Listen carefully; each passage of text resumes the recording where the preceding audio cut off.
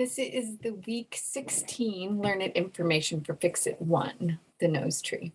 Couple new things this week. One is we're going to have to learn when we capitalize letters. So you will look at your passage and nothing will be capitalized.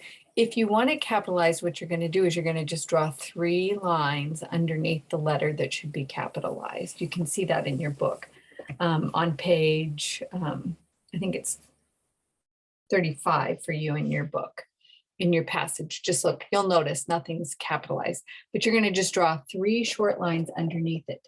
On page 34, they give an example of that, which is your Learn It page.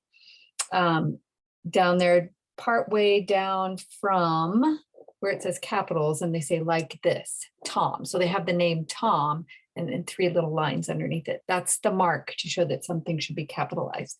If something is capitalized and should not be, what you do is you just take a single line and draw it through the letter diagonally to say, make this lowercase.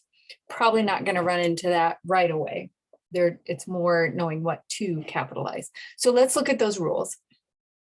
There's 3 times in particular that we're going to pay attention to capitalizing. One, the first word of a sentence is always capitalized. And this says including a quoted sentence. So sometimes, as we have here in my example, you have your sentence. So Lucy looked at her brother and exclaimed.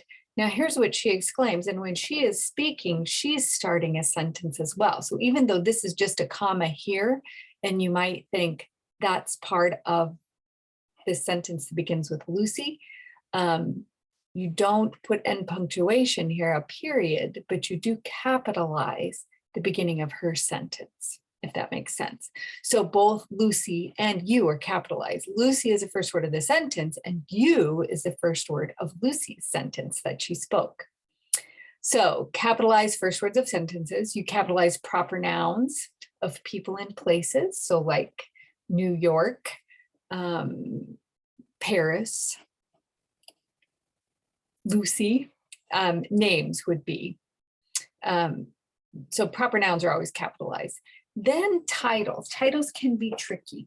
You capitalize titles if they're part of somebody's name, like Dr. Jones. You would capitalize the D in doctor, but not when it's not part of a name. So you could say Philip Jones is my doctor. When you have there, you wouldn't have it capitalized. So here's our example here. We would have King Philip. You're going to capitalize King. But when it's not part of a name and it's just the king or the queen, you don't capitalize it there. And then we have apostrophes. We've been using them already to show possession. So remember how we'd have sentences that say this was the daughter of the king, and then we can use an apostrophe to just say the king's daughter for fewer words. And then this week, what we're also going to do is you're going to be giving some words that will be underlined. They're going to ask you to turn into a contraction. Contractions are when you squish 2 words together and take some letters out to make them shorter. So you use an apostrophe to replace the missing letters in a contraction. That's what the apostrophe is for. So for example, when we have did not, it will become didn't. And we see how we squished this together here, and where that O went, we have an apostrophe instead.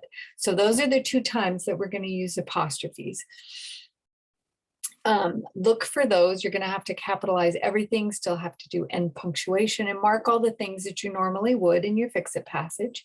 And then be on the lookout for an uploaded corrections video for this Learn It information on this week 16 passage.